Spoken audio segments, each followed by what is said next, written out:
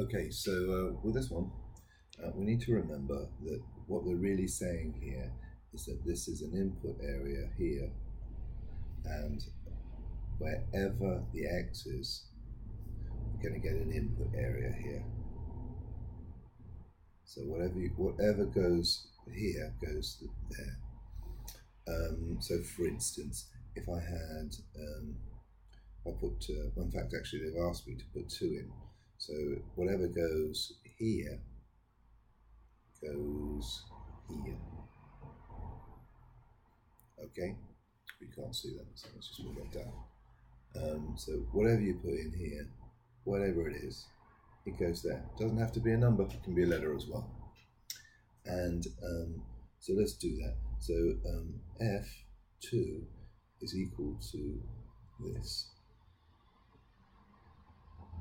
which is a fifth or 0.2. Either is the correct answer.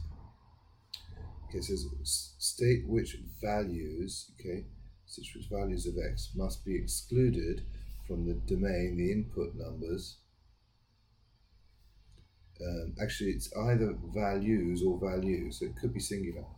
Input numbers. What input numbers must I not put? Now, from previous videos, you should remember that the two things that will cause math error for you is dividing by 0 or square rooting a negative. And if we look at this function here, okay, what I could put 0 here, that wouldn't be a problem because then I just get a third. What's going to cause a division by 0 is if I put minus 3 in there.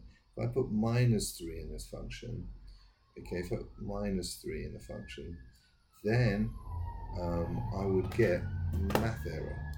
Let's check it out. So 1, open bracket, minus 3, close bracket, plus 3.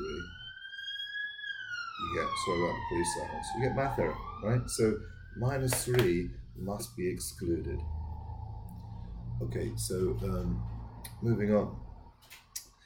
They're not asking us here to put a tenth in the number. They're saying if you put a in the function, it equals a tenth. So here's my function, here's f of a with a in it.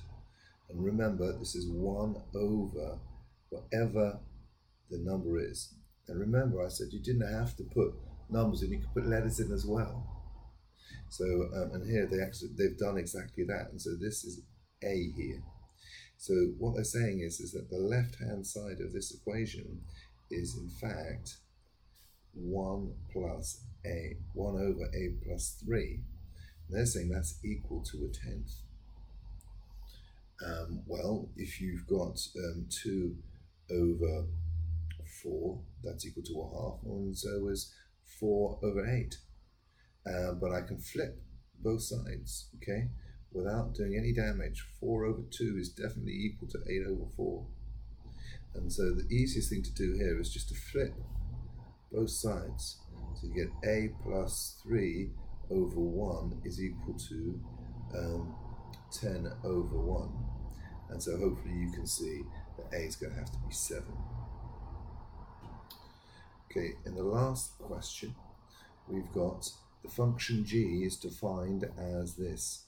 So that if you have an input number that goes there, right, you've got to put it here. Okay, it's bad photocopying, but that's a plus. Okay, express the function g of x, okay, in the form of a single algebraic fraction, okay, in its simplest form. Now this is definitely a level 8 question. So this time I want you to focus just on this bit here, okay? Just focus on this bit here. Remember that we need to write it as if f of x is embedded inside g. And what's confusing about this is that there is no number to, or letter even, to input. So I want you to imagine that actually this time we're just inputting the x. And so our g function here would be f of x would just be 1 over x. That went into the input area, okay, plus 3. And g is such that whatever goes here, okay? And it just so happens that this is a big horrible fractiony thing. And so I need to do this plus 2, which is 1 over x plus 3. And what they're asking me to do is write this as a single algebraic fraction. And so I'm going to write this as 1 over x plus 3. And 2 can be written as a fraction by doing 2 over 1. And I'm going to follow the normal rules, okay, which is I need a common denominator, x plus 3 and x plus 3. If you multiply these two denominators together, that's what you get, 1 times x plus 3. Now nothing's happened to that denominator, so this needs to just remain as 1, but this one's been multiplied by x plus 3. And so I need to do the same to the top, which gives me 2x plus 6. Then I can bring it all together, x plus 3 over 1 plus 2x plus 6. And my final answer is 2x plus 7 over x plus 3. Again, that is a very difficult thing to do and definitely level 8/9.